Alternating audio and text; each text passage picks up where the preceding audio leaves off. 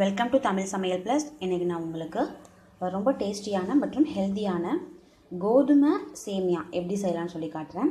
இதுக்கு வந்து நான் 2 பேக்கெட் வீட் வெர்மிcelliன்னு விற்கிது அணிலில், அந்த பிராண்ட் தான் எடுத்திருக்கேன். இது வந்து 2 பேக்கெட் சேர்த்துருக்கேன். இப்போ நம்ம இது ஒரு பெரிய பாத்திரத்தில் கொட்டிட்டு இதுக்கு தேவையான உப்பு கொஞ்சம் போட்டுக்கலாம். ஃபுல் சேமியாக்கும் உப்பு போட்டுட்டு அதில் வந்து நம்ம தண்ணி சேர்த்துக்கலாம். வெறும் சாதாரண பச்சை தண்ணி தான். இது நல்லா மூழ்கிற அளவுக்கு தண்ணி விட்டு ஒரு 2 to 3 மினிட்ஸ்க்கு வந்து இதை நம்ம அப்படியே ஊற விடலாம். பாருங்கள், நல்லா மூழ்கிற அளவுக்கு வந்து தண்ணி விட்டாச்சு. இது வந்து ஒரு 2 to 3 மினிட்ஸ்க்கு வந்து அப்படியே இருக்கட்டும். அதே டயத்தில் நான் என்ன பண்ணியிருக்கேன்னாக்கா, இங்கே வந்து ஒரு இட்லி பாத்திரத்தில் வந்து தண்ணி வச்சுருக்கேன். இதை வந்து நம்ம நல்லா புழிஞ்சி எடுத்துட்டு நம்ம தட்டில் வச்சு வேக வைக்க போகிறோம். அதுக்காக தான். ஸோ வந்து இங்கே தண்ணி வந்து சூடாகிட்டுருக்கு. இது வந்து நல்லா கொஞ்சம் ஊறட்டும். ரொம்ப நேரம் ஊற வச்சிடக்கூடாது. ரொம்ப நேரம் ஊற வச்சோம்னாக்கா இது வந்து அப்படியே கரைஞ்சிரும்.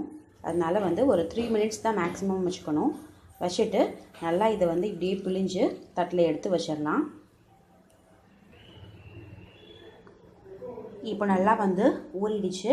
நான் இதை வந்து பிழிஞ்சு இந்த இட்லி தட்டில் வந்து எடுத்து வைக்க போகிறேன்.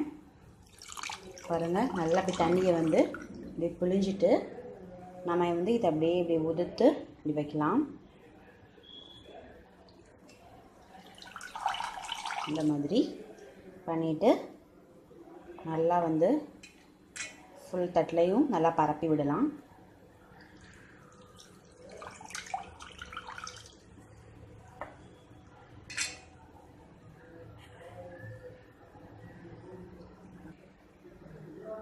இப்போ நான் வந்து 2 தட்டிலையுமே எடுத்து வச்சிட்டேன். நம்ம இப்போ இதை வந்து எடுத்து உள்ளே வச்சிடலாம்.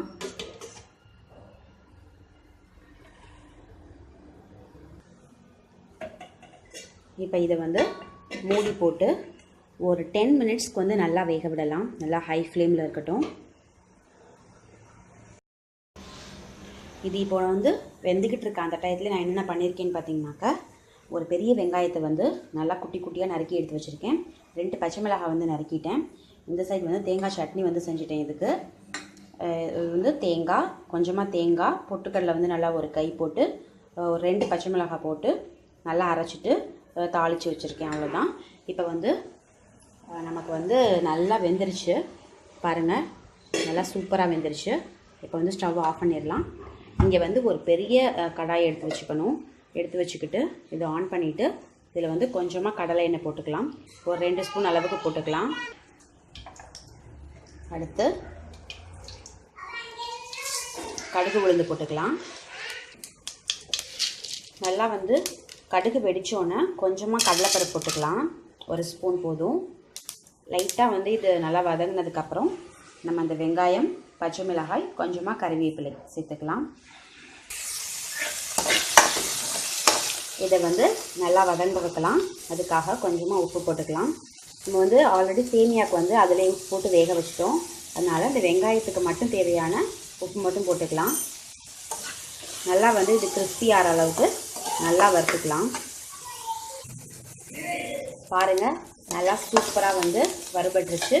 இப்போ நம்ம இந்த வேக வச்சுருக்க வீட் சேமியாவை வந்து நம்ம இதோட சேர்த்துக்கலாம். இப்போ வந்து நல்லா வந்து சேமியாவை வந்து உதுத்து போட்டுட்டேன். நல்லா சூப்பராக மிக்ஸ் பண்ணியாச்சு எல்லாத்தையும். இதை வந்து ஒரு 2 மினிட்ஸ்க்கு வந்து நம்ம அப்படியே விடலாம். அப்போ தான் வந்து இந்த காரம், வெங்காயத்தோட இதெல்லாம் வந்து இதோட சேரும். அதுக்காக நம்ம ஒரு 2 மினிட்ஸ்க்கு வச்சுட்டு அதுக்கப்புறம் பார்க்கலாம். இப்போ ஒரு 2 நிமிஷம் ஆயிடுச்சு.